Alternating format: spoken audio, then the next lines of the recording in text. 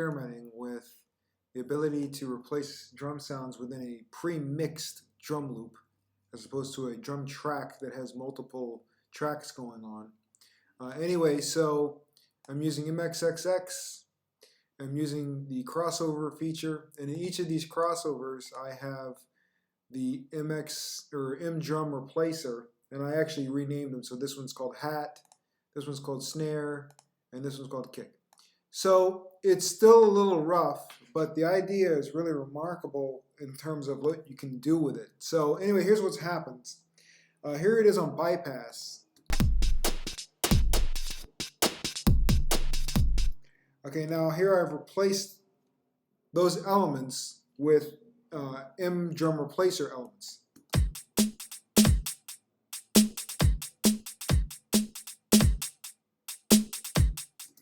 So I can also change the volume because I created a multi-parameter map to all those elements quickly. So for instance, here I'll do kick.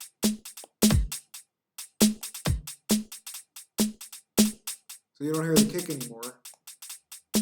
Take out the snare. You don't hear the snare anymore. Add the snare back. Lower the hi-hat, take the hi-hat out. So what I did to be able to do that was I used a volume panorama module post the MDrumReplacer, which is this thing. This is the MDrumReplacer. So the trickiest part of all of this is getting the analyzer and the detector to accurately hear what's happening with the drum loop. So that's why I isolated each part into these different groups, because I'm already sort of defining the regions by doing this. So if you have additional elements, you might want to do 4 or 5 or 6 crossovers. However, it can get super complicated trying to do that.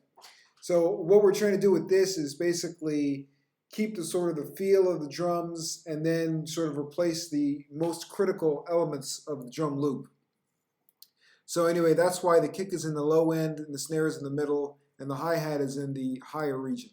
And then from there, I tried using some pre-filtering, and it's really a strange thing with the pre-filtering. I don't think I quite understand how that works yet, but I also used my trick of using a regular filter, which helped quite a bit to be able to isolate or further isolate each of these regions.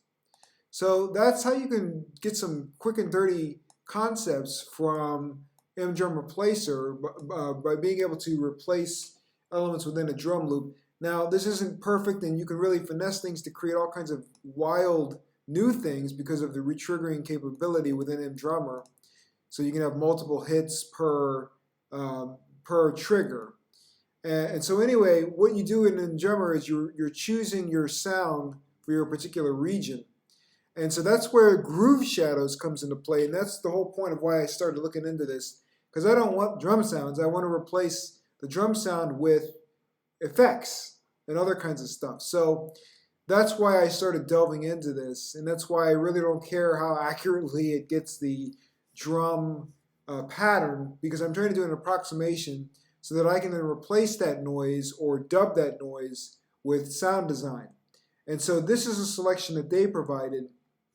However, I'm thinking that I'll be able to create my own samples using like Groove Shadow recordings and processes, and then I'll load those into the kick, the snare, and the hi-hat, and then can immediately dub those sounds. Because what's cool with MDrumReplacer is that it has this wet-dry, so you can bleed in as much of that replacement tone as you want. All right, I'll leave it at that.